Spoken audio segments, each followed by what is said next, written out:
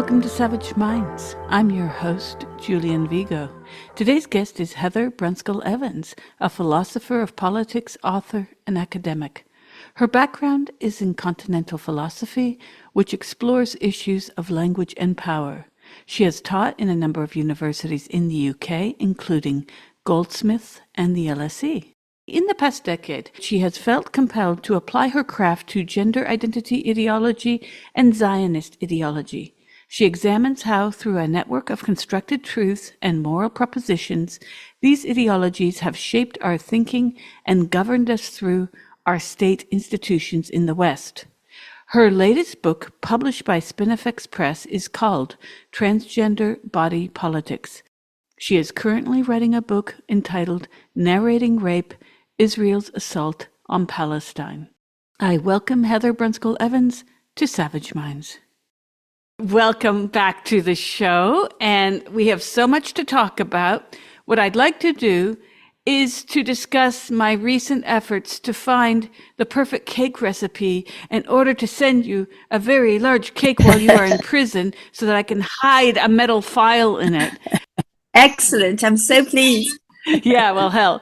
But on 5 July this year, just hours after the prescription of Palestine Action was upheld, you were arrested.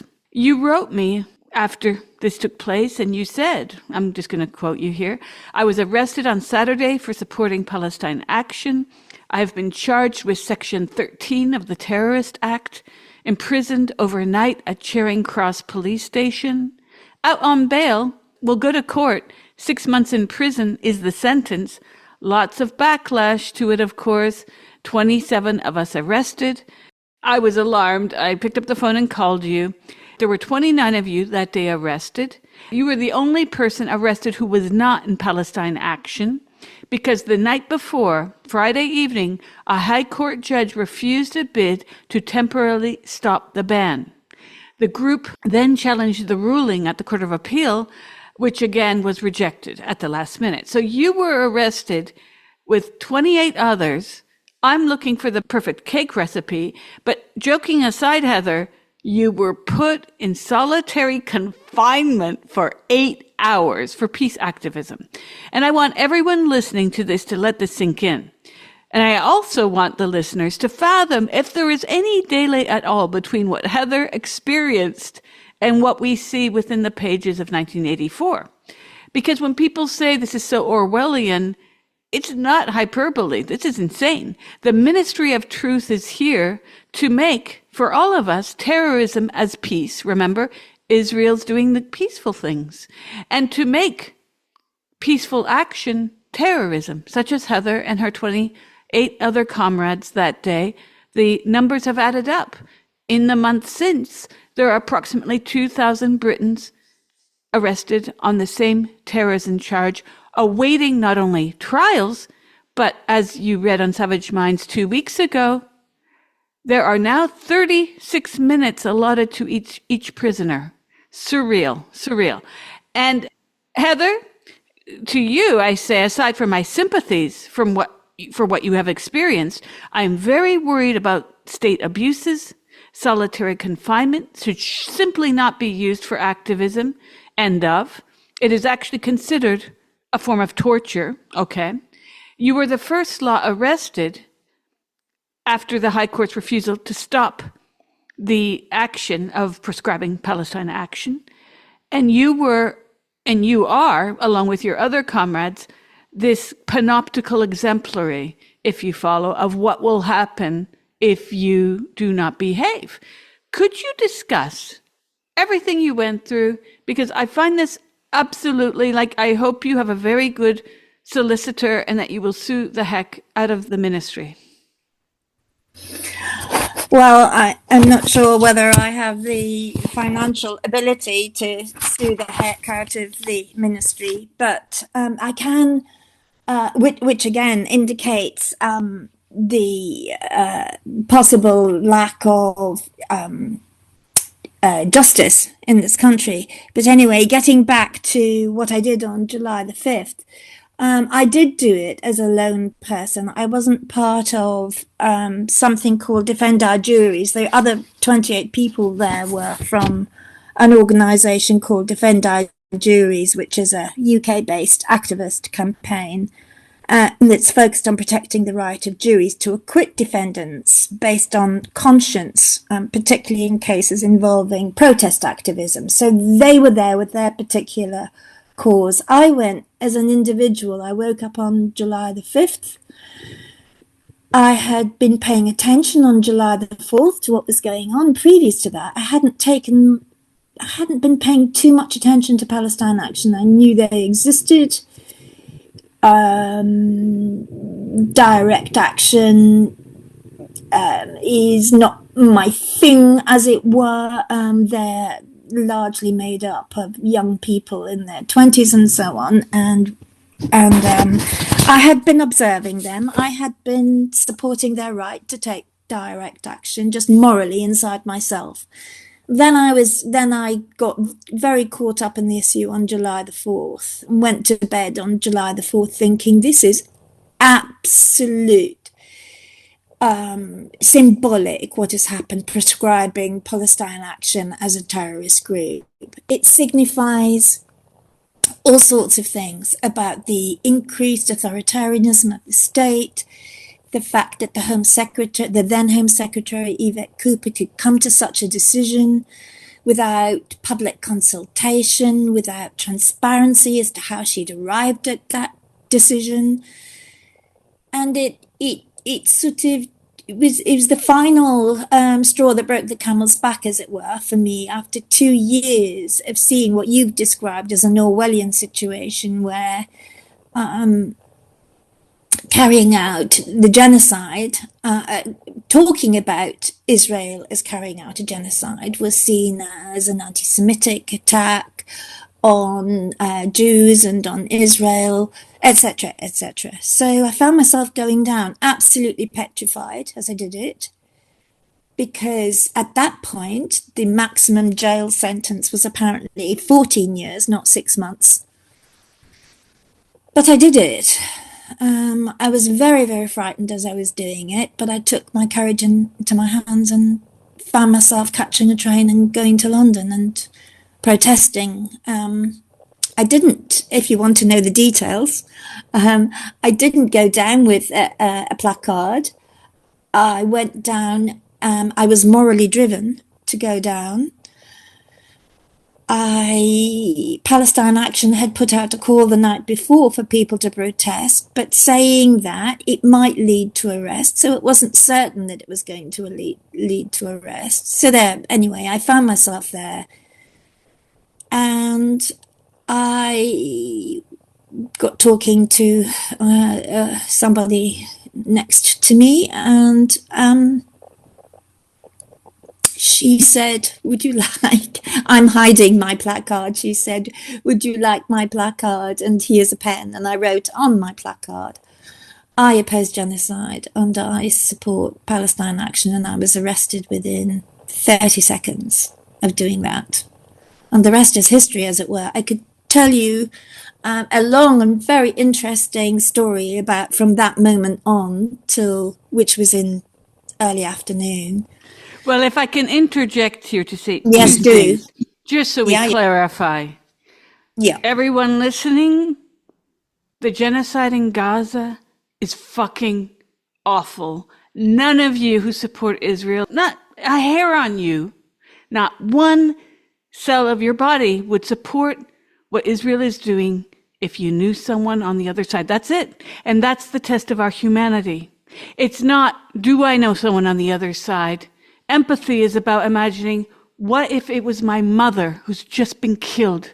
And if people cannot go there, then we have lost our humanity. I'm sorry, I have to say this because what you're going through is horrible. And we are speaking about it because this is how the man keeps us down, for those of you who will follow that rhetoric.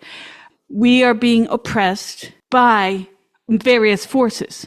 They are suffering the worst of it. But we must be able to speak of it, because when we stop speaking about it, they've won. Yeah? Look at lockdown. Look how nobody's speaking about it. It's amazing. It's like nothing happened, right? I think it's very important that we learn to speak again, because I think we've lost that, Heather. Secondly, when Heather was arrested, we spoke, and I was very moved by something you told me, Heather. very moved. This is what she said. I'll never forget. It was so beautiful. She said, Julian, just writing's not enough. I mean, I'm done with writing. I'm paraphrasing. I'm probably not getting it all right, but I'm done with just writing has no power to change things. So I just thought I have to get out and do something. I remember that. And I was like, oh my God, I love, like, if I did not have small children, I would be right with you. You know, just know that. Yeah, absolutely. And I think this is something else that the youth must listen to, please. Listen up. The people who've been taking the hit in these arrests, the majority of the 2000, I haven't looked recently, but were people over retirement age. And there's a reason for this. Remember, they're not in your position if you are under 25 and are looking for work and haven't secured work. And that age is going up as I speak because the unemployment and underemployment in the EU, in the UK, is very in danger. I mean, we are at, like, if I were living in England again, you know, the first thing I would do, have an allotment. And I'm not exaggerating. I don't want to sound like those people with tinfoil hats digging. This is not 1950s fake nuclear war US, although there were some people who really believed it, so they lived in their hyperverse.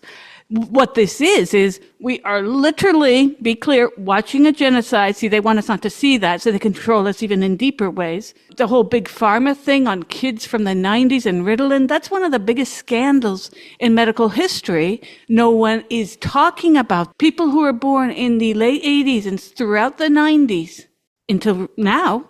I've been medicalized, and we're not talking about the repercussions of this. The sociopathy we're seeing in our society. Do you know how many YouTube channels there are alone on narcissism? So I think it's all related. This thing, Heather, of you're being put in solitary confinement, the youth being effed up on their social media, and it's all about me and use my right pronouns. I mean, what a hellhole to be in, because they're absolutely doing nothing for the planet. And it's all fake wars. I mean, this reminds me of Jean Baudrillard and Lyotard. Both of them. You know, if you think of the language games Lyotard talks about, they're distracted over there. And we're like, okay, we all know women don't have penises. Let's get to the real things. And this is the real thing. And I wish the genocide/colonial feminists can move over that and see that we are humanity. And this is not the time. There's a time for feminism. This is not the time to start talking about fucking hijab. And I wish those women would stop. Sorry, Heather. And this is why I think it's so important. While people are bickering and those wars are going on, people need to put the guns down and come over here and let's end this genocide, and let's talk about Sudan as well, right? Yeah. And that's not happening because they want to shut your voices down, because they want people talking about, do lesbians have dicks? And that's a huge problem.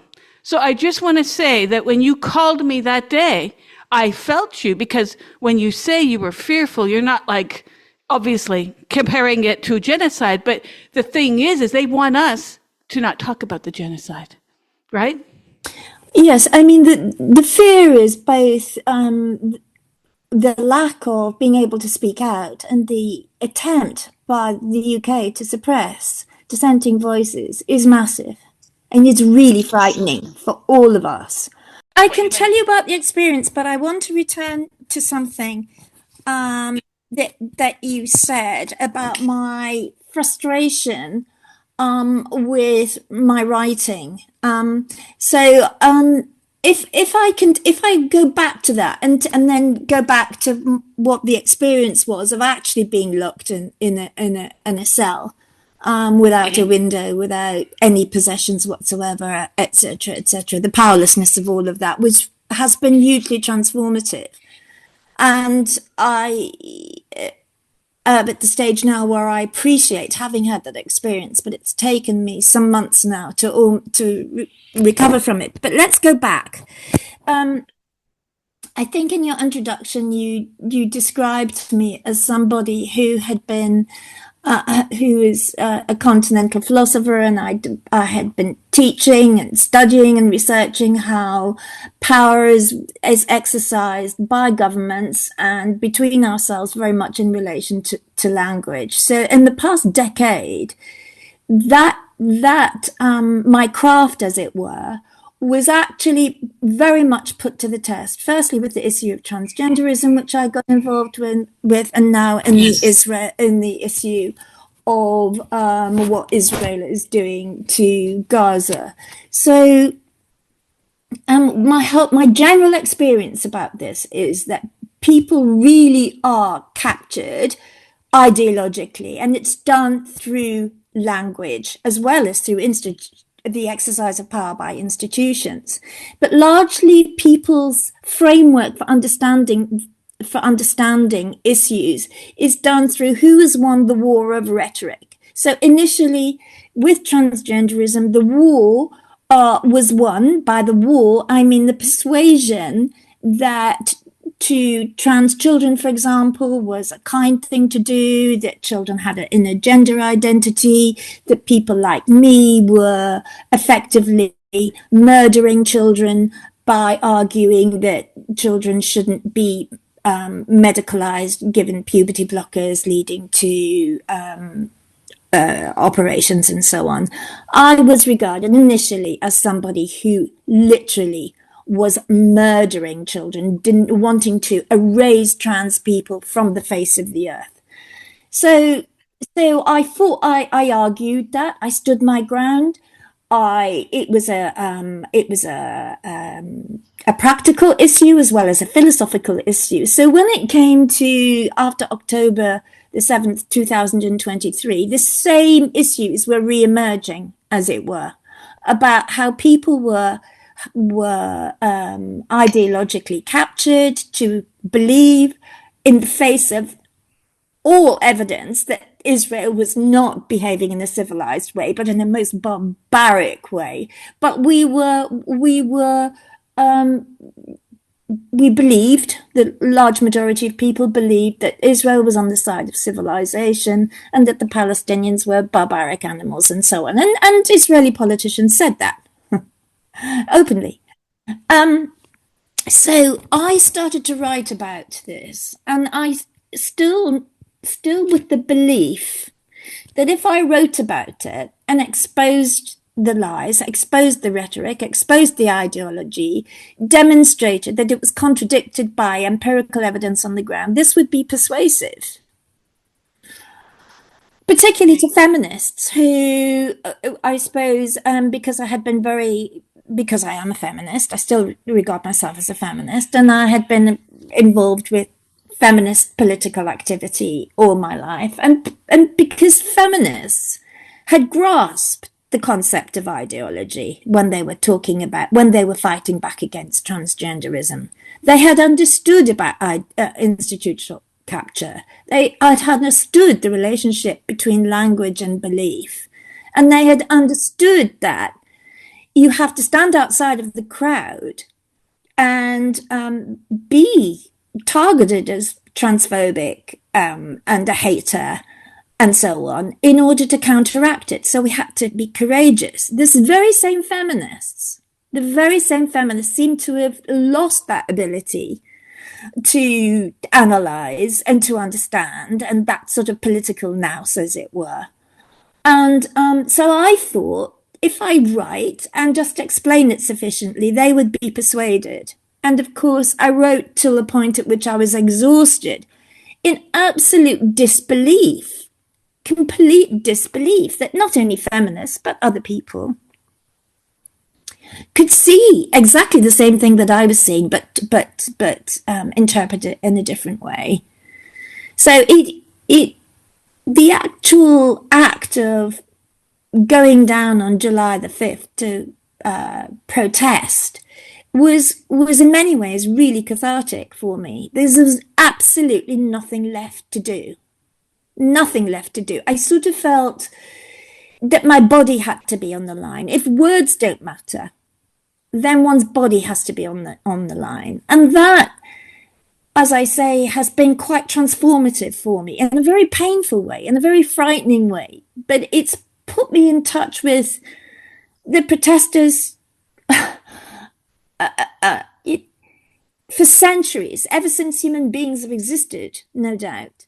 And we've organized ourselves politically. There have been people who've put their bodies on the line against oppression Now, all that happened to me was that I was detained for a night, a few hours in a cell.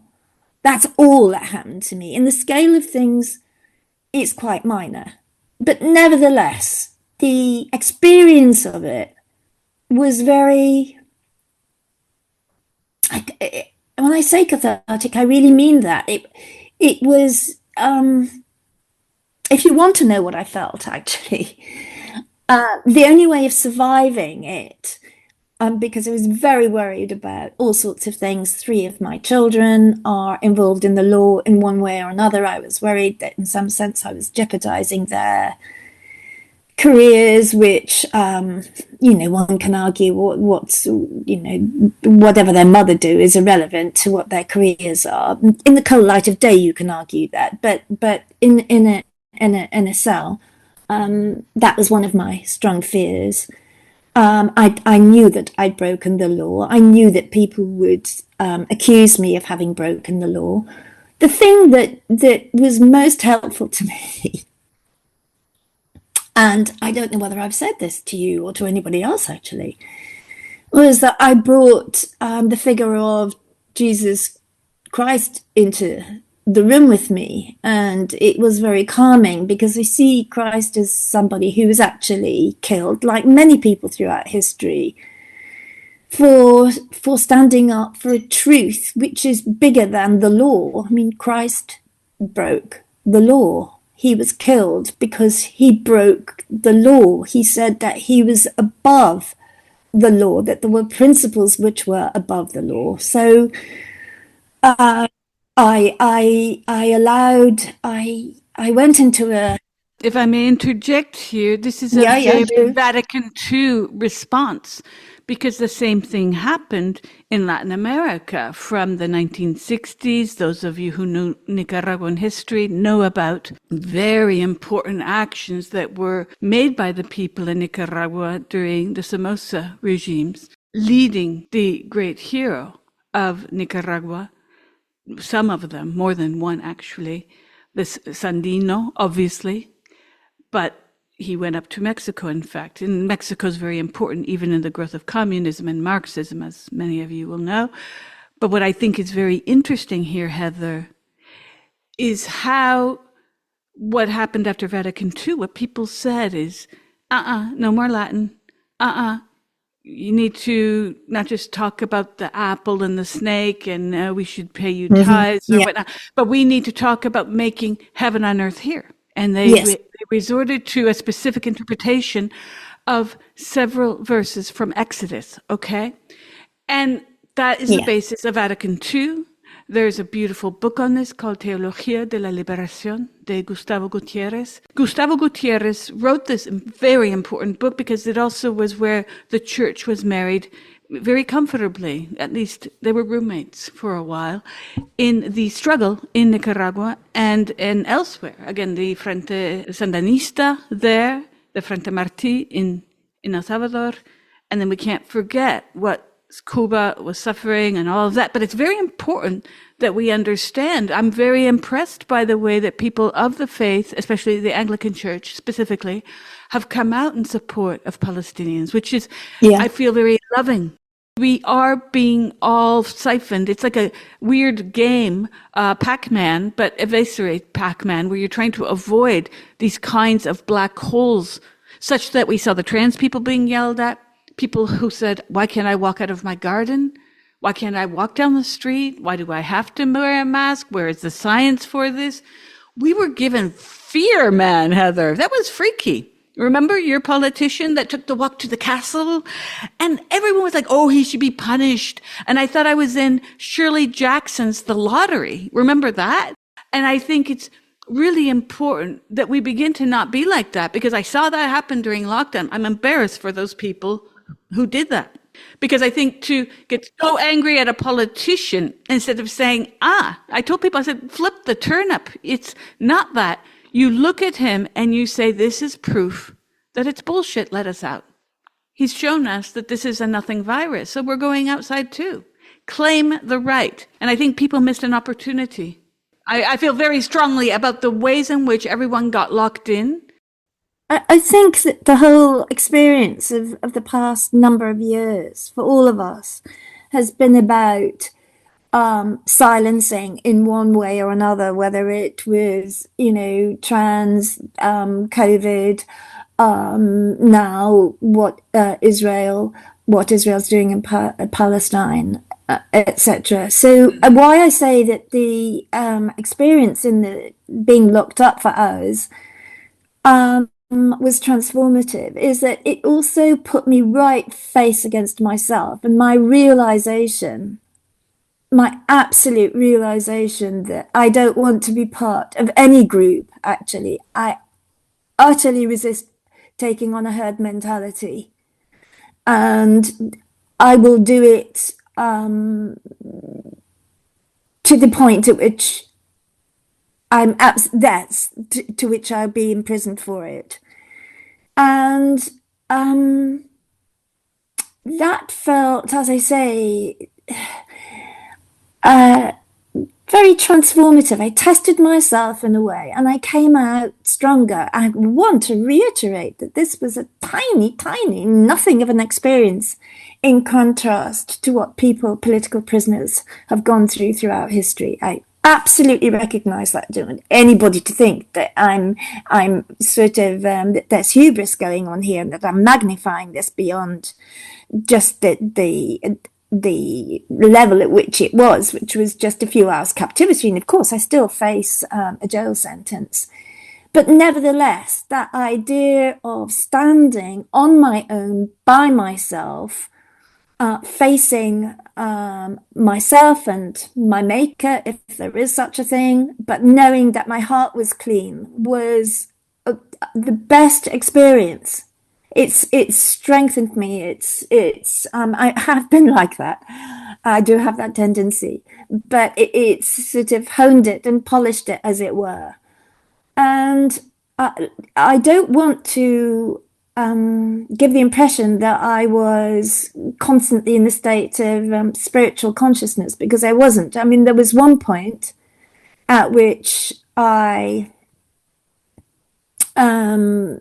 it stood up and was leaning against the tiles of my wall. Remember, there's no windows, there's absolutely nothing. There's a metal door which is locked, separating you from the rest of the world. I had no idea what time it was, and the guy next to me in the next cell was kicking off. I mean, the noises of his screaming in the next cell were absolutely horrendous. He was panicking and shouting. There was a lot of noise going on in the cell, and I was thinking to myself, if I didn't know that police had now reformed itself, I would think that that guy was being beaten up. Now, I'm not, before anybody comes at me, I'm not alleging that the Met Police were beating him up. I'm just saying that these were the feelings that were going on. The noise was horrendous. I stood with I stood against the wall, and I actually wanted.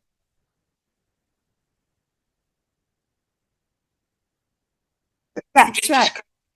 Right. Well, I was, yeah, tiled. I was suppressing a panic attack all the time. And so I was drifting in and out of different experiences, really intense experiences. All of them, for all of those hours, was absolute intensity of whatever feeling I was feeling. But at this point at which I was sort of absorbing his feelings, I stood with my head against the wall, and I actually wanted to bang my head. I really wanted to bang my head, to release my head from everything that I was experiencing. And I knew, because they told me, and there was a camera, they told me that everything I did would be surveilled, everything, apart from there was a toilet, which they said that part of the camera was blurred out, apparently. So not only could everything be seen because there was a camera in the room, but that everything that I said, they could hear everything too. So I stopped myself. I thought, if I bang my head against this wall, I will now be pathologized. First I'm criminalized, then I'll be pathologized. So I didn't do that. just in case the listeners imagine that that most of the hours that I was in my cell was spent communing at a spiritual level, I want to disabuse them of that, because it simply wasn't like that. It was all sorts of things were happening. One of which I'm not sure whether I've mentioned this, but in the next cell to me, I was listening to one of the somebody screaming and panicking. I knew who he was, actually, but that's another story. He was let in before me. He was an Arab-speaking man. And he was accusing the police of all sorts of things in his broken English, etc., before he was even put in the cell. Anyway, he was in the next cell to me. So I went. So I could hear him screaming and kicking off. The noise coming from the cell next to me was huge, and I have to tell you that these were enclosed spaces. There was no noise coming from outside my cell, from the passageway or anything. So they were very separated from each other. So anyway, the noise managed to get through. But I'm just and I was thinking to myself, thank goodness the police now are not allowed to beat up prisoners in their cells, because otherwise, I'd think that was happening. I just want to let the listeners know I'm not accusing the Met Police of doing that. I'm just letting your listeners know that those are the thoughts that were going through my head as I heard of the bumps and crashes and his noises. So, as you can imagine, when I was dealing with trying to get a control of my own feelings, to actually hear somebody else's feelings, I was taking them on board viscerally, as it were, and I had to absolutely get a control of myself, to separate myself out from him. And I stood up against, and I put my head against the wall at one point. The wall was, it was tiled. It was a tiled wall. All the walls were tiled. It was like a cube. What color was the tile? I can't actually remember that. I think yellow, but maybe not. I can't remember. Interesting. But there is a program made broadcast about a Charing Cross police station that was broadcast a couple of weeks ago, and friends said, "Don't watch it. It's going to traumatize you." And of course, that was a red rag to the bull, and I watched it, and you can see if you watch that. You can see the cell, so you can see exactly the cell that I was in. I think it was painted horribly purple for some reason. This is coming back to me.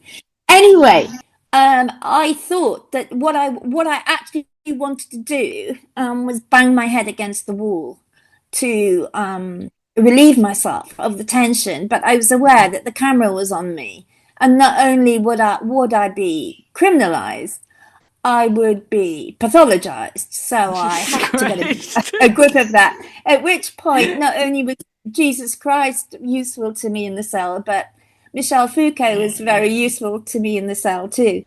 Anyway, moving on from that, I think that one of the consequences of being incarcerated in that way for just a small period of time, I know it was just a small period of time, but nevertheless, I felt a sort of kinship with political prisoners throughout the ages who've done far more brave things than I did, but and have done so in Gaza, as they detained in Israeli detention camps without trial, hundreds, thousands of Gazans. But sorry, I've lost my thread about this. So one of the things was that I sort of got that confirmation of my own feeling that I hate being part of crowds anyway. I hate crowd mentalities throughout my life. I think I've wanted to, as a teenager going forward, I've always been wary of, I've always wanted to critically analyze crowd behavior and what becomes normal to think and not to think. And so I think I'd been seduced somewhat by feminists, since we're talking about feminists. So I very much distance myself from feminists now, even though I still regard myself as a feminist. I distance myself from current feminism, which I think is descending into hell, basically. Is sowing the seeds of its own destruction, as all feminist movements have done actually throughout history. I think this is just another version of it. But it'll resurrect itself again, no doubt, hopefully. Do you think so, Heather? Because I'm telling you, this is where we are in disagreement, which is okay. I think feminism has passed the due date. This genocide shows us that we need humanism brought back to the table because we need truth and reconciliation around everything. I mean, what's amazing, didn't you notice when the peace deal was brokered, Israel gets off scot-free as if it hadn't been committing a genocide. I know, it's astonishing.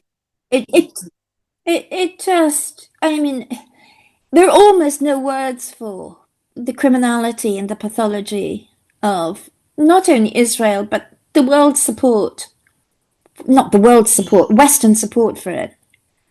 I mean, it really does go beyond words, which gets back to my feeling of being incarcerated, that there was absolutely nothing left to do than to put my body on the line and intervene bodily, because words, moral censure, the law, all of these things have been rejected as having no meaning, while Israel just gets on doing what it's done for 2 years, which is kill women and children and men with impunity. But getting back to feminism, I think, I love the idea of a sort of, a humanist, I've forgotten the word you used, sort of congregation of people.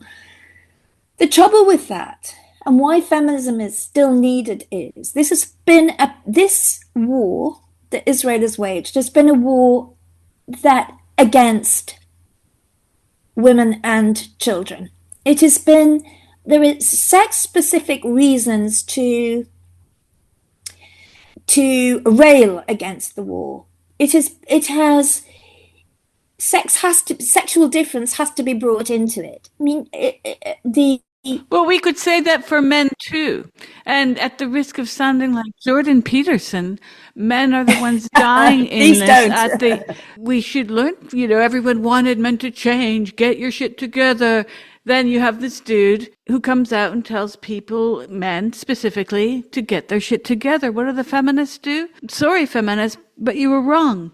It's not the flavor and look you like. It was further to the right or left than whatever your reasons are. They're doing something. It's one of those, you ask Howard to take out the garbage and vacuum every so often, and nothing happens. At least he's taking the garbage out. So let them take the garbage out. You know what I mean, Heather? Of course, what actually happened was, and why this, we could explain, I could talk for a long time about how this particular feminist movement is now disintegrating and becoming morally corrupt. And I could talk about the various stages at which it happened.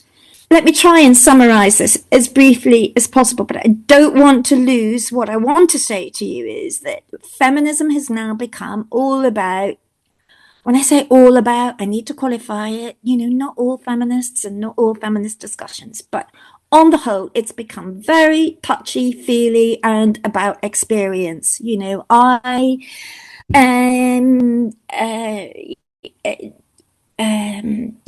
I feel sexually violated by that. Rape is the worst thing. It's beyond. It's the suggestion that I might have felt sexually violated takes precedence over. Literally killing women and so on and so forth. So we need to Reel it in, ladies. We can. So when I say I'm a feminist, I'm not that kind of feminist at all. I can't bear it.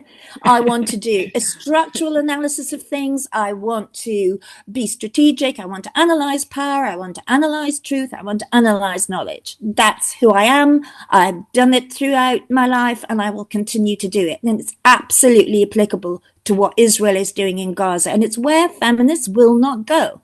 They simply will not go to deconstruct the power, knowledge, ethics of what is going on. That we've arrived at a position which, if I weren't a feminist, and I am a feminist, and it absolutely infuriates me, that just because a woman says it, just because a woman feels it, just because a woman says so, this makes it inevitably true. Of course, this is absolutely ridiculous. It's a fundamentalism which feminism has moved into, which is as awful and ethically wrong as any fundamentalism. Once something becomes a fundamentalism, then it becomes very dangerous. So feminism has actually become very dangerous. This does not, however, mean that I think that there isn't a place for feminism. But my feminism isn't touchy-feely stuff. Feminism wants to eclipse class politics. All of it does. They pretend they do the blah, blah, blah, but in reality, they don't. Who are at the helms of these organizations? It eclipses all power structures, every single power structure. The one thing that it talks about now is about sexual violence. It's been reduced to the issue of sexual violence. And even then, it's far more complex than they analyze. But the fact that it has been reduced to this one thing, this fundamentalist principle, which they cannot move away from, and in that fundamentalism, they actually ignore the reality of sexual violence. This is the terrible, terrible irony of it. And it's being played out at this very moment in time in the way that not a single feminist has, to my knowledge, they may have, but to my knowledge, not a single gender critical feminist has got engaged in the exposure of the Israel occupying forces lawyer being the whistleblower for various complex reasons, which we could also go into, on the rape in the detention center, and that what Netanyahu is more worried about is the dent in public relations rather than the rape itself. Not a single feminist, to my knowledge, gender critical feminist has commented on that. But I don't want to go into that now. I want to go to something else. I think you said something like, we need feminists. I don't know what you said, actually. I'm not quite sure. And I'll tell you, I slightly dismissed it because, but I want to return to something. Because do you know what? In my own personal life, with men, with my sons, with my male relatives and so on, I have been a feminist all my life. I've tried to engage with sexual politics. And does your feminism, or can feminism, in a way, I think the only way for feminism to advance is to abolish, because everything is about particular rights at certain points of time. Look, I was a girl once. I have a daughter. I have a granddaughter. I live, there are all sorts of things that I would talk with my granddaughter about, and so on and so forth. I observe her life as a 11-year-old girl now, etc., etc. So there's that part of me. There's my personal life going on at the same time that involves my feminism. But what I'm doing now, what I'm impelled to do now, is to call feminism out for its complicity, its actual complicity with killing, sanctioning the killing of women and children and men. And so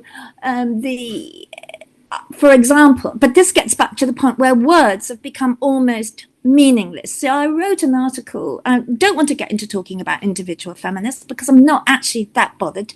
Let me just talk about feminist, quite famous gender critical feminist journalists who not too long ago, I can't remember when it was now, a few months ago, not that long ago, jumped up and down and made a huge fuss in mainstream media, got articles published in mainstream media about the cancelling. There was some sort of literary prize that wasn't, somebody wasn't shortlisted because of his views on gender identity, for example. And the feminist journalists jumped up and down, made a big fuss about the suppression of free speech, the cancel culture, and that, cancelling people because of their views on gender identity was more significant than the thing in itself, but had a sort of global significance on journalism, and journalists should be allowed to speak, to investigate, writers should be allowed to say what they want. People need to be able to be critical. So if you suppress one voice, as it were, you suppress all of our voices. At the same time, at the very same time, there were journalists in Gaza who were being killed by Israel. They were cancelled through death, not through not being able to win a literary fucking prize. Cancelled through death, and not a single feminist journalist commented on this. Not one. So it's the glaring, hypocritical contrast, the moral depravity of not commenting on that keeps me involved now. And that, keeps me involved with feminism. Because the point is, feminism it's got two things. One, it keeps going on about sexual violence, so that a touch on the knee and the kinds of things I'm sorry to say that as a young girl I was just subjected to, as other young girls were, and probably still my granddaughter. I don't want to go into it, but creepy men. Men used to, we knew not to go near to the loos in the park, because there was the old guy that used to expose himself there, and so on and so forth. I don't want to go into all of that. But and all of these things need exposing. Absolutely, they do. But this is not the whole of the world. It is not the whole of the world. There are many, many other things going on, and feminists are letting themselves down by their puerile reductionism. Let me explain something. As I told you about my experience in the cell, it was a pinnacle, almost the apex of all sorts of feelings and thoughts that had been going on since before then, which is that I absolutely distance myself and I'm on my own. Obviously, to be a political activist, you need other activists. But inside myself, I'm on my own. I think what I think, and I'm going to distance myself from others. So I distance myself from feminists. I'm embarrassed to be a feminist. The intellectual paucity of their position, apart from their lack of ethics, is now horrifying to me. Utterly horrifying. I feel a kind of disgust, actually. It's a physical feeling, but I still call myself a feminist for the following reasons, and these are that what is happening in Gaza, for example, what Israel is doing in Gaza, needs a feminist analysis. What it's doing is very macho. And unbelievable. You have the radical feminists supporting Netanyahu. You couldn't write it, but anyway, or supporting Israel. But women's, and as Reem al-Salim spoke last week very eloquently about it, the way that Israel is treating Gazans is different depending on the sex of the person, and so women are being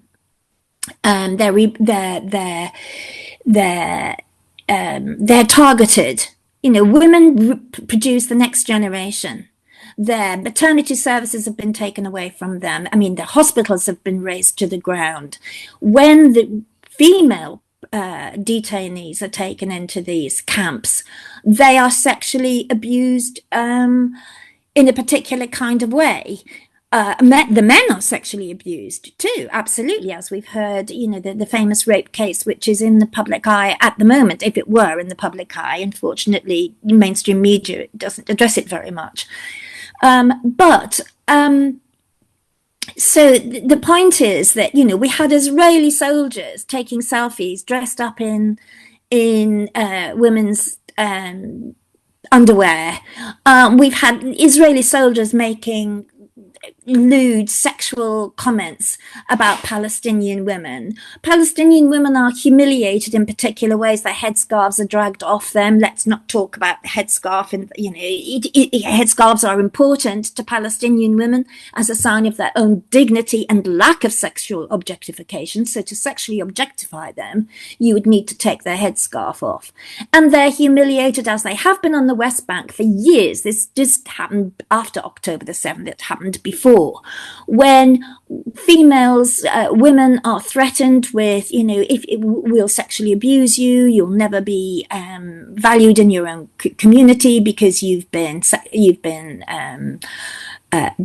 deflowered by us, and so on. So there are terrible narratives that have been deployed and actions to humiliate Palestinian women one way or another sexually, which feminists never, ever, ever address. They will never go there.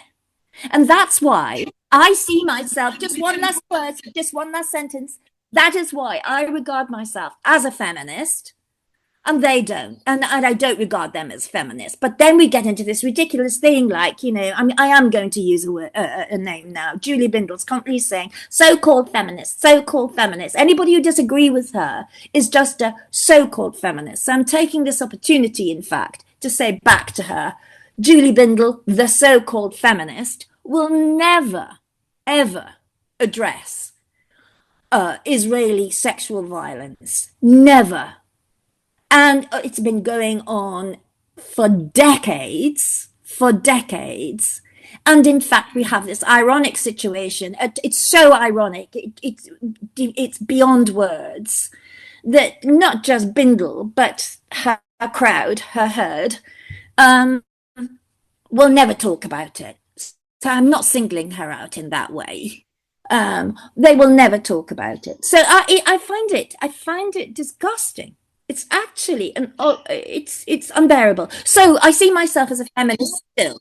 Men are also being sexually abused. This is why I'm saying this is something that cuts across. And more men are probably facing sexual violence than women when you see the state of the prisoners that were returned. Yeah, I agree.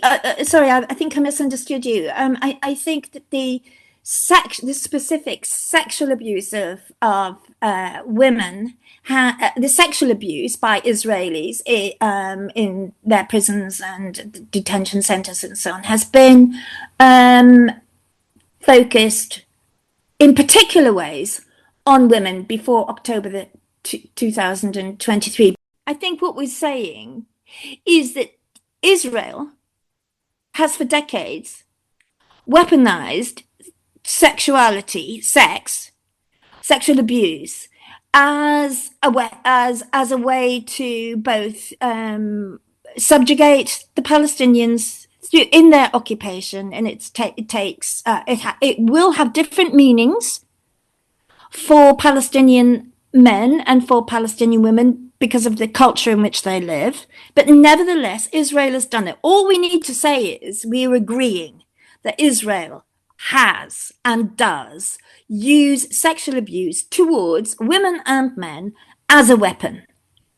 It's been known, it's in plain sight, everybody knows about it. Not only will feminists not discuss it, governments won't discuss it, etc., etc. This is a real phenomenon. But let's get back to post-October 23 and the ways in which men have been disregarded again by feminists. Men have done, if what current feminists talk about is that sex matters, then It should be applied to sex matters to Palestinian men and women. Palestinian men who are in fact stronger than women have behaved utterly admirably. I mean, these are questions that we should be addressing as a society. I'm writing a letter to Giorgio Agamben because he's supposed to come on the show.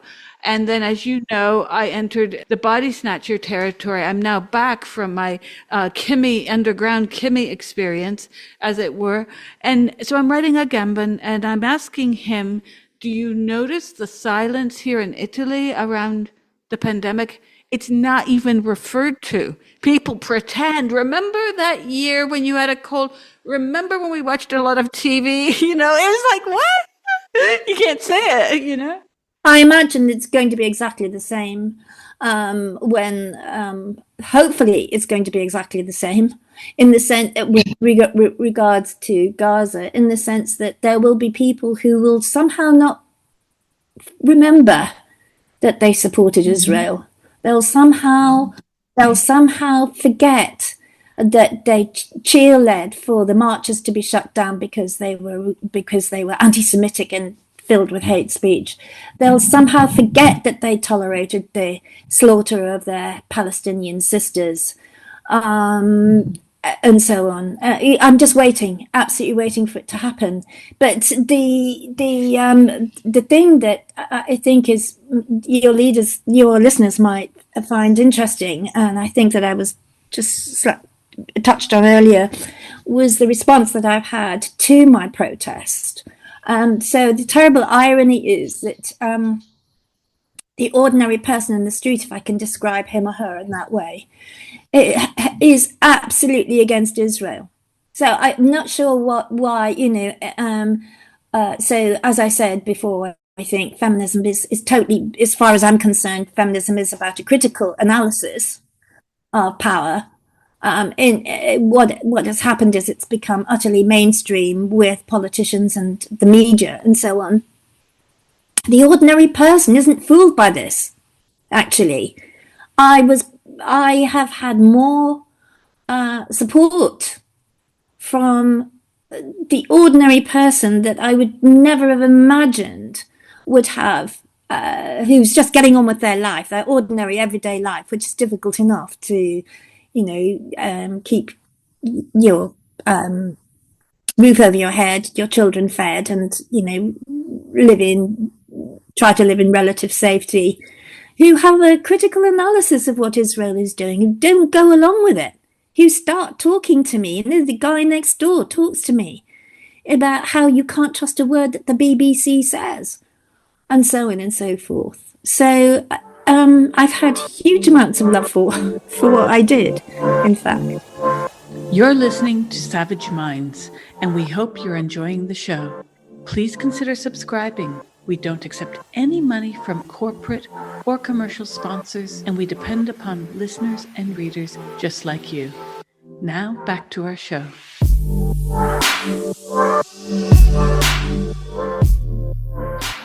Can you go further and explain now what's going to happen?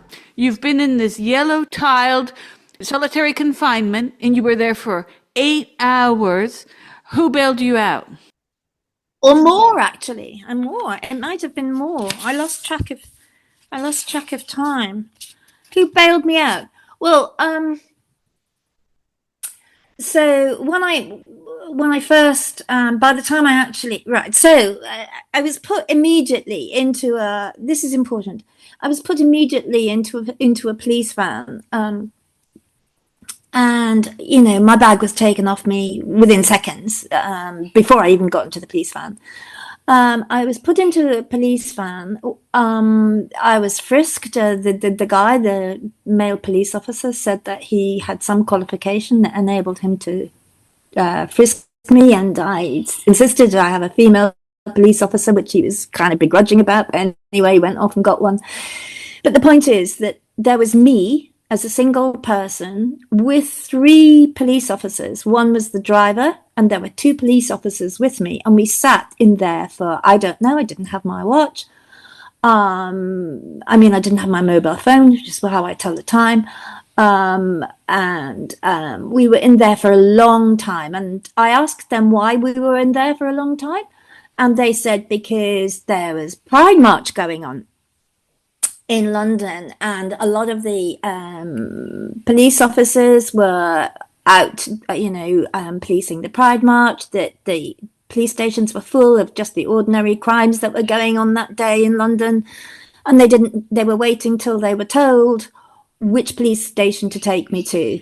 So, anyway, I got on, I was talked to the police officers quite a lot. I could tell you about their conversation, my conversation with them, but we won't have time. The point is that a lot of police time was taken up with me, a lot. The bureaucracy of it was just incredible. By the time I actually got into the police station and was being processed, the duty sergeant asked me whether I wanted a solicitor. And of course, at this point, having got on famously actually with the police officers, we discussed all sorts of things. I was kind of feeling a little bit more relaxed. And I said I didn't need a solicitor. I look back and I think, my God, how naive I was. Anyway, to cut a long story short, I ended up, and I probably shouldn't go into the details of this, of somebody organizing for me to get a solicitor who wasn't a duty solicitor at the police station. And so I accepted that solicitor gratefully. By the time I'd been in this cell for a few hours, and I realized that I had been rendered completely and absolutely powerless, and that somebody needed to be on my side. Somebody needed to be sticking up for me. I was absolutely wanting a solicitor. So, in fact, I had a very well-qualified solicitor who I was privileged to have him. He no longer does that kind of work. He usually does it. He's beyond that stage in his career now, but he came along. He was absolutely furious on my behalf and completely on my side. And there's one place in the police station where I could talk and not be overheard, and that was in the little room that you see on police dramas, where I could talk to my solicitor before I was actually interviewed. And he made me promise that I would be, I'd say no comment. And of course, I was saying, well, why would I say no comment? They asked me this and I believe in that and all the rest of it. And he said, look, I understand, but this is PC Plod that you're talking about. He doesn't care. He literally doesn't care what your principles are, what your morality is. And anything that you say will be used against you in a court of law. So he wouldn't let the police officer in until I'd actually promised him that I was going to say no comment. So anyway, it went on. I was eventually discharged in the morning of Sunday. So now, if we fast forward, I was on bail. I couldn't sleep anywhere else other than my own house for weeks and weeks and weeks. I couldn't go into the borough of Westminster. I couldn't protest. I mean, the restrictions were quite stringent. But being under house arrest, as it were, of course, I could move out of my house. I could go shopping. But not being able to sleep anywhere other than my own house over the summer period it felt very much like a restriction on my liberty. And I knew that the state was punishing me. It was punishing me for my freedom of speech, my freedom for dissent, my freedom to have different views to its own views.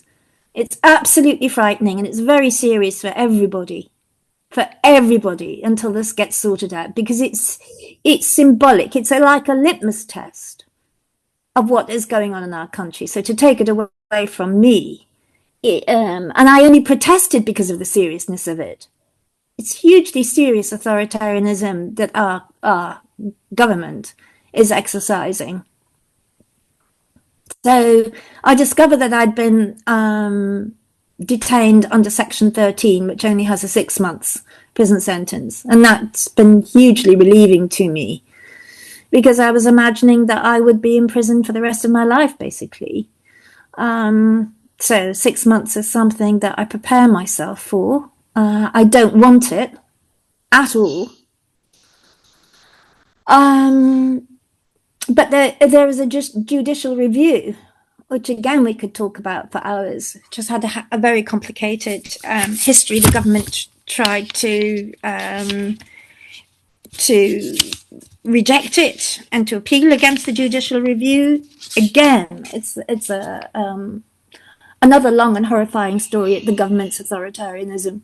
But the judicial review, thankfully, is going ahead at the end of November. I will go to it and I will listen to every single word, because I want to really fully understand the hypocrisy, the ways in which, as I understand it, the government has been leaned on by many people, including a very strong Israeli lobby, which was, instrumental in bringing about the proscription of Palestine Action as a terrorist group in the first place. So to go back to Orwell, everything is turned upside down. I mean, the argument is that I'm going to read out what something called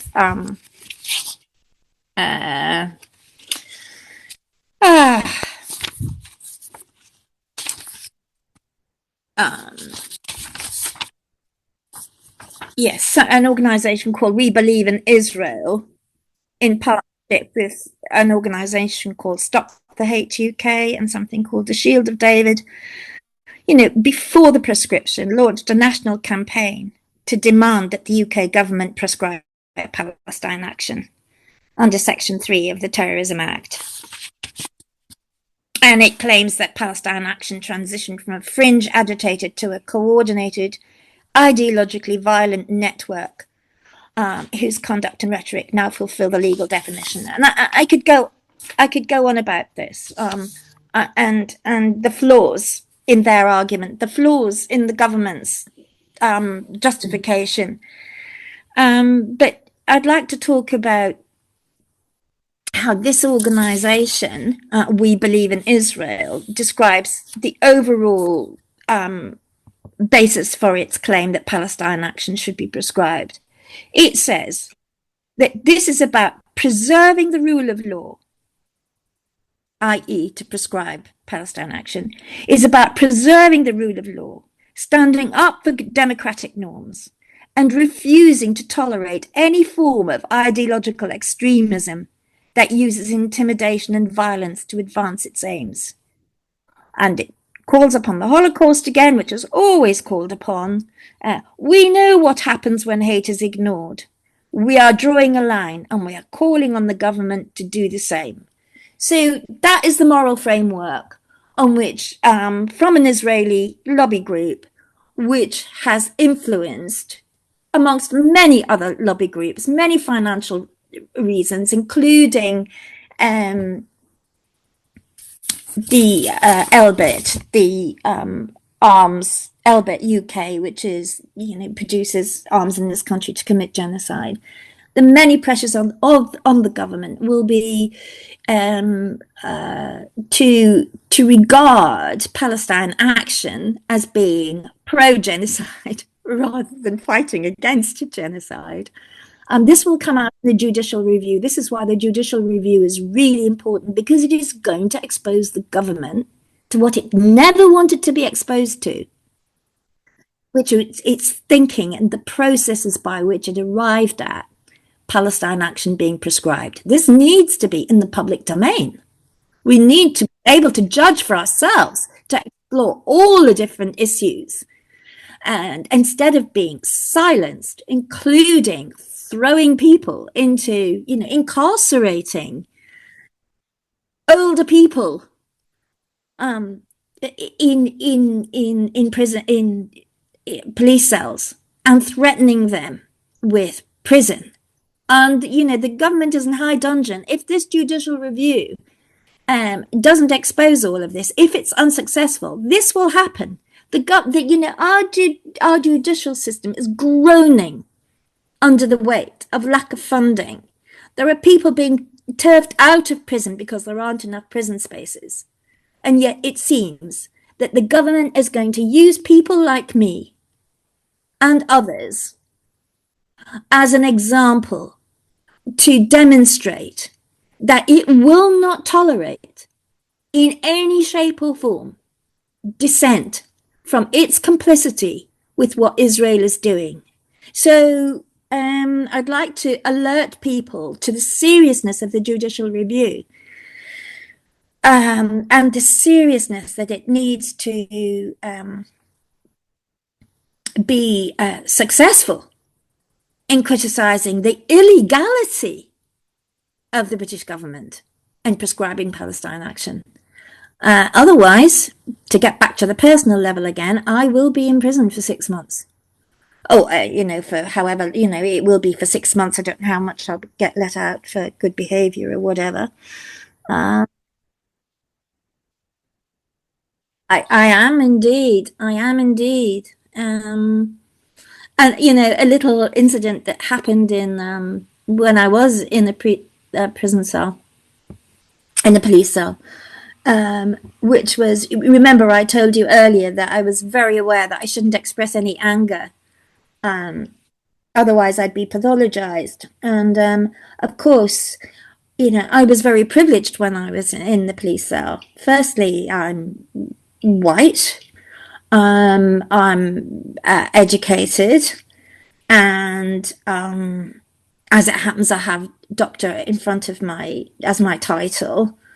And so when I was being put into the cell, there was a certain amount of embarrassment that they were doing it, like that, my DNA was taken from a mouth swab and my fingerprints and so on, and they were apologizing to have to subject me to that sort of thing. Anyway, once the prison cell, once the door had been closed on me, it became a different matter, and the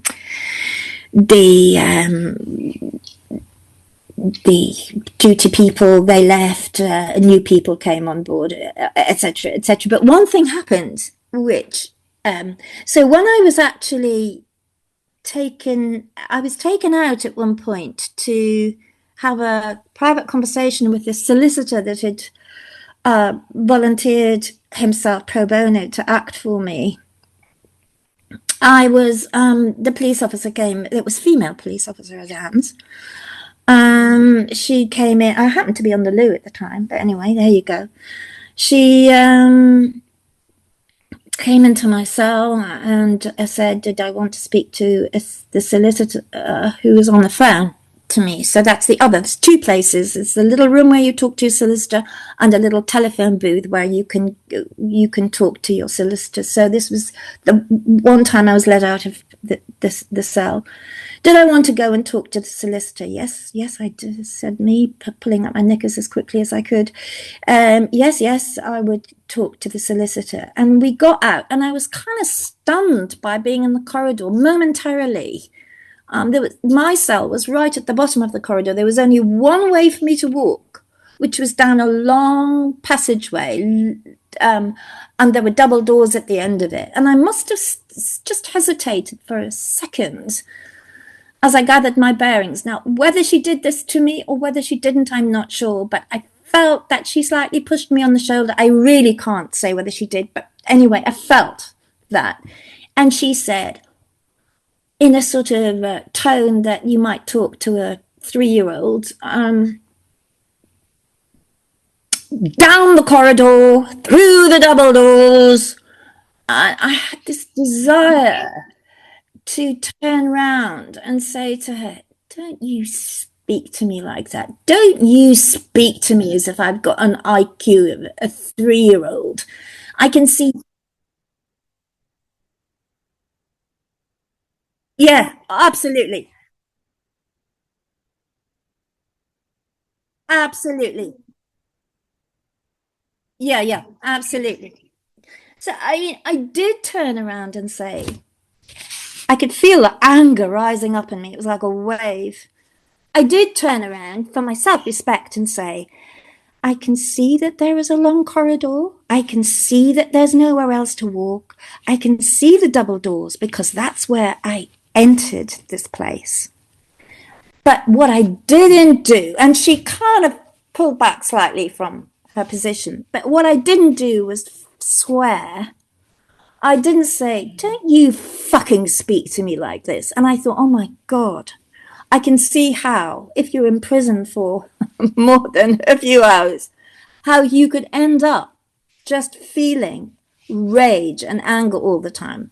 Obviously, you'd have to get a control of that, but I could feel, I was thinking, my God, this is the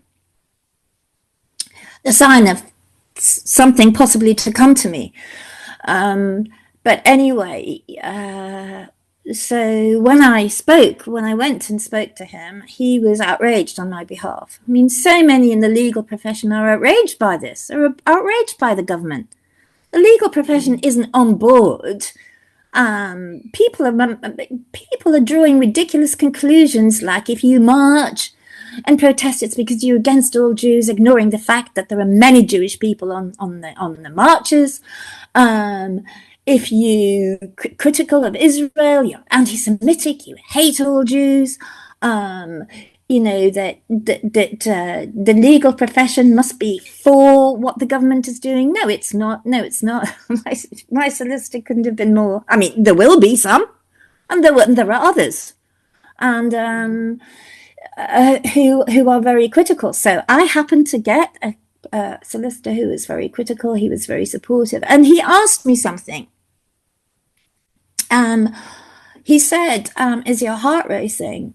And I said, oh God, yeah. It's actually racing, by the way, at the moment, as I'm even recounting it to you.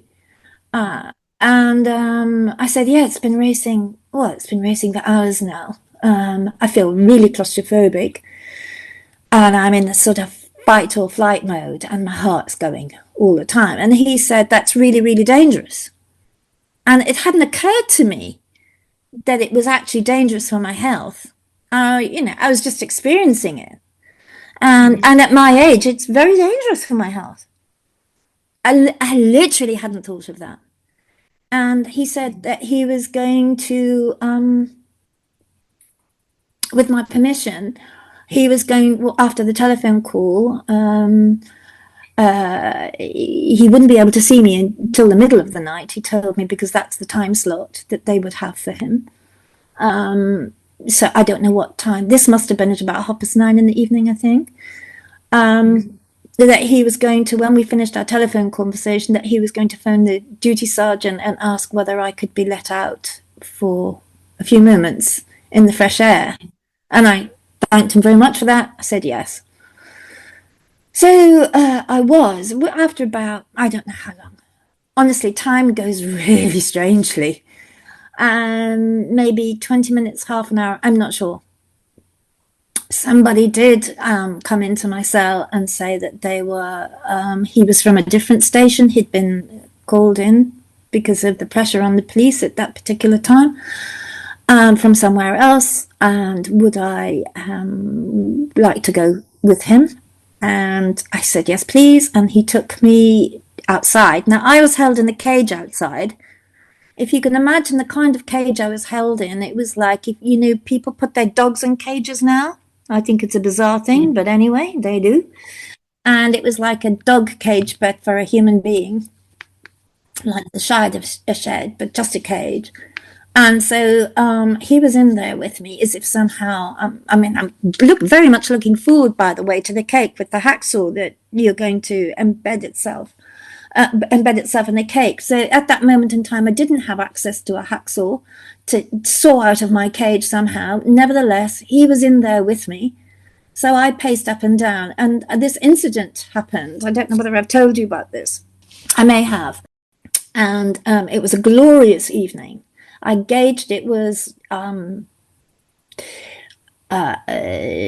possibly 10, maybe 10:30, because the sky was still not quite dark. The stars were coming out. It was a balmy evening. It was absolutely beautiful. It's so surreal that I found myself on July the 5th that day, caged. And as I was looking out, there was a group of police officers there. They were clearly off duty. They were in hijinks. They had a celebratory mood about them. They were taking selfies. They were vaping. They were laughing. They were joking. And so I had this sort of surreal experience of they also had pride coloured fluffy armbands on them. So I thought to myself, one day I'm going to write about this, the juxtaposition of, you know, the partisanship of the police now, who fall over backwards to demonstrate that they pro-trans, have actually subjected me to, who have disallowed my rights have disallowed my rights to be protected from violence from trans activists. Who the police in Bristol have watched me actually being threatened by trans activists, being pushed downstairs backwards by trans activists, and didn't intervene on my behalf. So here I am, somebody who's never broken the law in my life, being in a cage while I can witness the police having supported the Pride March and people's freedom of speech on the Pride March. And in case I was mistaken, I thought that I better ask the police officer who was with me the whole time, just in case I somehow had managed, despite having been frisked 3 times at this point, just in case I somehow had managed to have concealed about my person a hacksaw, and just in case I might just hacksaw through this cage, and just in case I might then somehow break down the metal double doors to get out of the compound. So I asked him, just to make sure, why the police were wearing these cuffs and why they were they seemingly come off duty in party mode, and he confirmed that I was right, that they had been policing the Pride March. So then I went, he took me back just after a few moments to my prison cell, and I was there for hours and hours and hours waiting to be interviewed. So it's okay for them to display support of an ideology, but then to arrest you for your protesting a genocide. I find it fascinating and ironic, no? Yes, utterly fascinating. It's utterly fascinating. Absolutely fascinating. Did you see the videos, Heather, that people were making in recent marches? Not the one you were arrested at, but more recently, there's this guy who's running around filming himself, going up to the police and saying, "Hi, I support genocide and the killing of many, many people. Will you arrest me?" And they won't. Yeah. I know they won't. So this is why, I mean, there's a legal disparity here, which if I actually had a proper trial, which I won't, and I'll come back to, should be absolutely exposed. So given that I was the first group that protested, and the response of the government was the response that it had, which is to incarcerate every single one of us in a prison cell across different police stations in London. Some people who've done exactly the same thing, actually, who've held a sign saying exactly the same thing, aren't even arrested anymore, because thankfully, an organisation called Defend Our Juries, which I talked about when we first started talking, have deployed very intelligent strategic tactics, which is to, if lots of people protest, it actually it means that the judicial system and the government, the police, can't deal with it. So I have been in a situation in which I've been incarcerated, but which current protesters are just let off. They walk away from it. So how we deal with this legally is a different matter. But can I get back, because I'm aware that we've talked for hours now, and our listeners may be getting bored, or not have enough time to listen to the whole interview through. The reality is that I will now get 36 minutes without a jury to make my case on March the 23rd, I think, which is when I have to go back to the magistrates' court. So there will be 2,000 of us, mostly elderly or infirm supporters, against the proscription. And we've each been allocated just 36 minutes for the entire proceeding, including the prosecution, the defense, and the cross-examination. And we're being processed in batches of 5 before the magistrate and without a jury. So this is the law in this country at this moment in time. The accusation against us is really serious. You can't get more serious than being charged under the Terrorism Act. But our rights to a jury trial have been eroded, and a jury trial is absolutely essential for public scrutiny and for conscience-based verdicts. So there we go. This is what is going to happen to us. And unless the judicial review is successful, we will be charged and we will be imprisoned. I think it's really important, though, that we return to this issue of feminism that we were discussing at the beginning, because I still am not convinced that there's any reason to support feminism, because feminism has proven itself to be racist and elitist.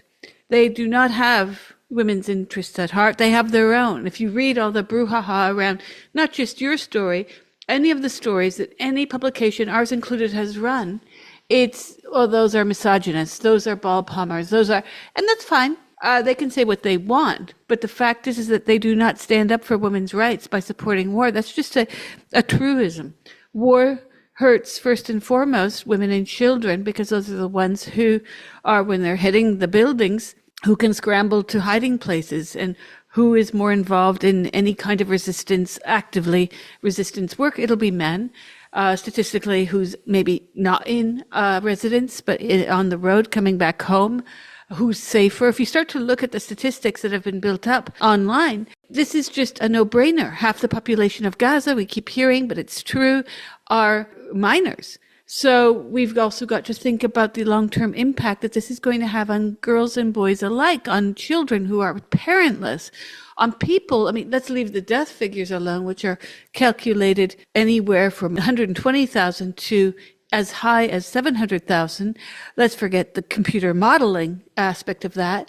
Let's go to the reality that aside from the dead, no matter which number you wish, we will soon have tallies of how many people have been permanently and severely disabled, and how long it will take for Gaza to get up its healthcare systems.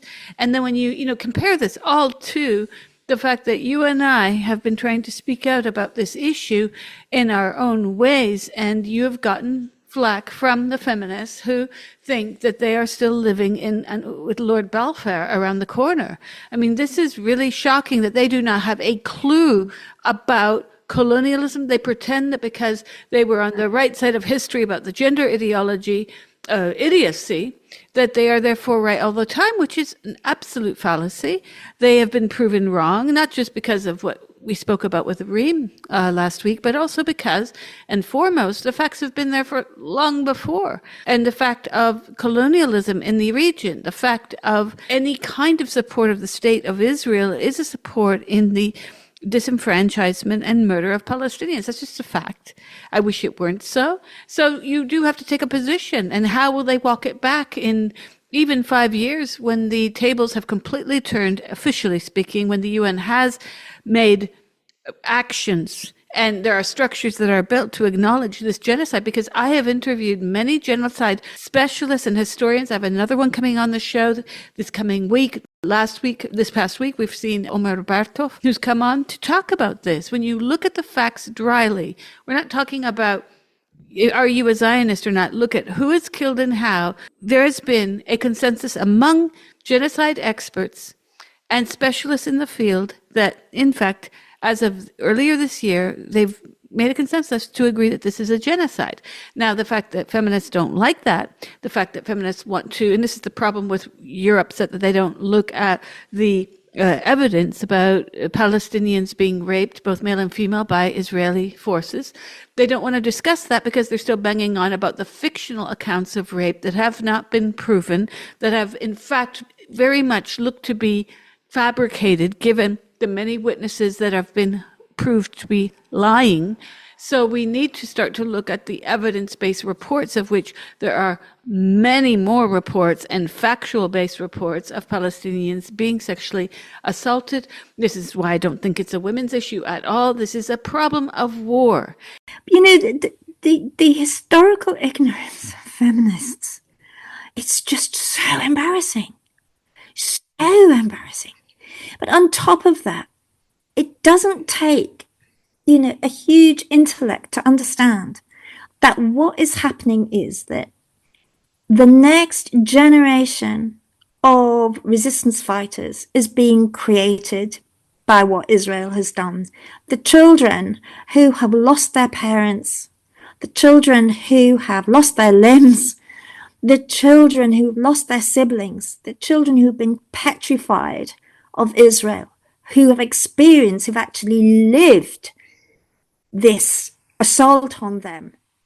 What are they going to do? They're going to grow up and they are going to want to resist Israel, resist the ideology. They're going to want to fight back, and then something else will happen, and then we'll call them terrorists for wanting to fight back. So we have a disparity here in this country.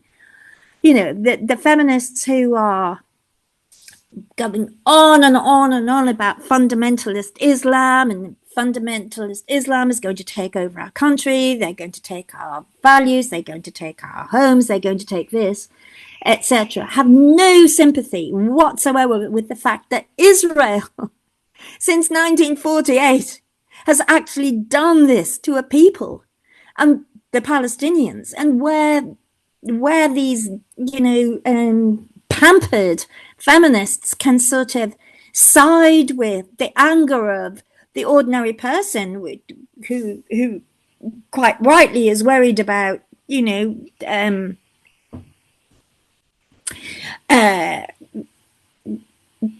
pressure on the infrastructure in this country if we had open borders and so on and so forth. All of that is perfectly understandable.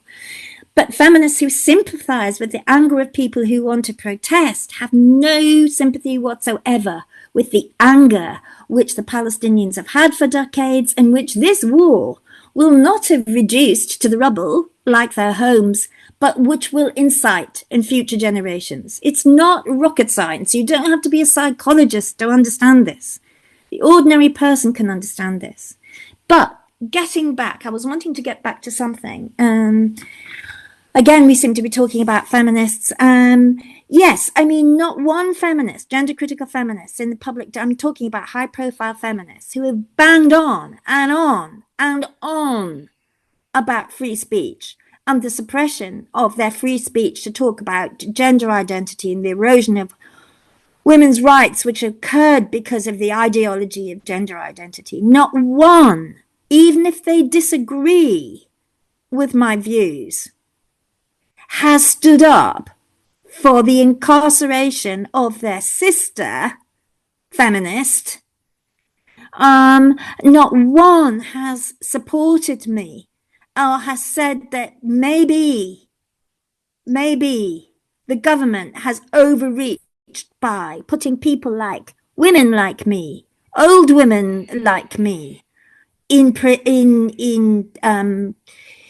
a police cell with the threat of imprisonment. Not one. They're cowards. They're utter hypocritical cowards. So that's what I feel personally. As to your view that we should just abandon feminism completely, I take your point.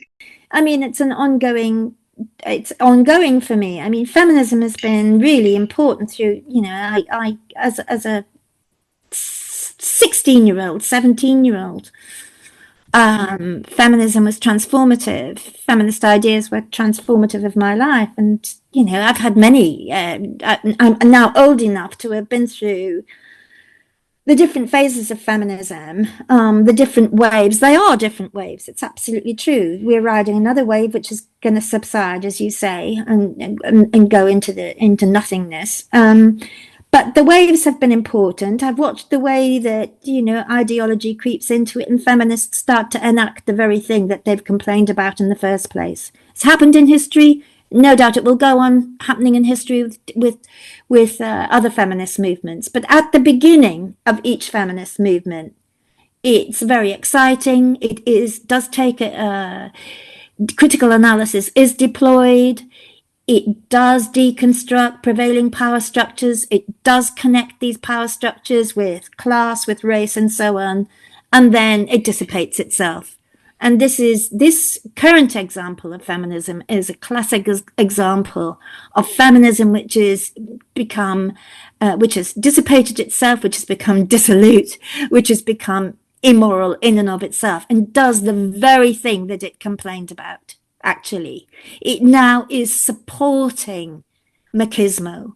It's supporting violence against women. It's behind fascism. So you have, and I don't want to name them actually, I really don't want to name them, but if we just give reference to the conference at Philia, which has just happened, and the feminists who were describing people like me as Jew haters, and describing any Jewish person woman who would be at the Philia conference as so threatened by an analysis of Israel that they were very severely disturbed and traumatized. And some of them may have been. I'm not demeaning the trauma, but nevertheless, it's their feeling. And there were other feelings there of other women. I've been very critical about this whole era that we've lived in over the past 15 plus years, actually 20 years, where feelings seem to be used to trump facts. And this is the problem when the feminists go after any of the writers for Savage Minds, myself, and it's like, wait a sec, you haven't defined patriarchy properly at all. It's not this omniscient narrator. It's not this man hovering over. And if you're going to say that women suffer from patriarchy for bad things they do, then men do too. So maybe it's not a useful tool. It doesn't refer to men at all. It refers to a structure that both men and women buy into. I think there's a serious problem here where we've entered into this arena where feminists have basically for over 30 years advanced arguments that are based purely on feelings and hurt. And they don't want to take into actual consideration dialogue from their male counterparts. And for a man to say, I don't agree, it does not equal misogyny. Men who speak to women or disagree with women are not misogynists. And I think we need to get out of this, you can't speak because you just triggered me. You just said that word. No, men have serious problems with the fact that the feminism that I've seen touted about since I got involved with the gender critical feminists has been one of guilty at birth, original sin feminism. And the focus on rape, as you mentioned earlier, is being used as a political tool. Who can argue against, similar to the Israelis' use of the Holocaust, who can argue against the Holocaust, who can argue against rape. I disagree with this whole approach when feminists say, well, women are triggered who've been raped. I don't want to be the litmus test for some man's gender identity. You're not a woman. You're a man. Live with it. Everyone thinks it, including your friends. This is the elephant in the room. The same thing with the genocide feminists. They can go on and not share articles that they disagree with that we've noticed conspicuously, but they don't want to have the tough discussion about that they are on the wrong side of supporting a genocide. And this is really bad for our society as a whole, especially in Western Europe. We've now got a load of people who believe themselves leftist and progressive who are completely on the opposite side of progressive or humanist or pro-peace. These are dangerous people. And so when you mentioned some of the feminists, well, it's a non-coincidence that some of the feminists driving this have family who are Zionist settlers in the mix, and they don't talk about it. And I think this is very important that we start to just acknowledge that the same criticism you said was happening because of trans, the contagion of trans happened because everyone had a brother, sister, cousin, best friend, or best friend's brother. The same thing has happened within the feminist movement. Can I just, give another example of the astonished sense of the irony of things? Was that I've just given you an example of being in a cage while I watched the police officers laughing and joking with their trans fluffy armbands around their wrists. Another one is that the very same feminists who have criticized me for having long hair, for wearing makeup, for being heterosexual. I had one famous feminist who commiserated with me because of the 4 children that I have. 3 of them are sons, and so on and so forth, are the same feminists, the very same feminists who are pro the Israeli occupying force, which I can't think of as more as the demonstration of machismo, of deathly machismo. There they are, supporting it. I mean, it's so I have to watch and observe these feminists, the very same women, just being ideologically captured by the men, having criticized me forever in my life about my alleged being on the side of men, not being feminist enough. And so, I mean, it's just, how many, no doubt there'll be many more such bizarre things to live with for the rest of my life, but there you go. As far as like with the trans thing, when you dig down into it, you find that, you would find that somebody had a trans child, or they were trans adjacent in some way, or a relative, or a friend, or a best mate, or whatever.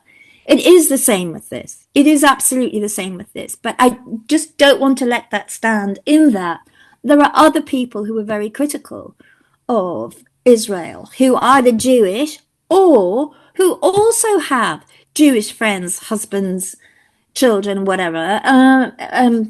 Sorry, I was thinking of my own grandchildren who are also partially Jewish, and that I was in fact married to a Jew, etc. But I've talked to other people who have family who are Jews, who have friends who are Jews, who have loved Jewish people, etc., who say it doesn't matter. You can scream till you're blue in the face. You can bang your head against the wall.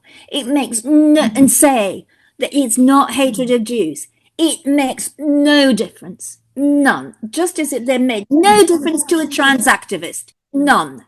The people who take up a counter position, the resistant position, the people who oppose power, who analyze power networks and the truths and knowledges that go with them, they themselves end up being corrupt too. So I don't want to romanticize the resistance to it. I mean, so what feminism is an example of that. So what we're left with is a world.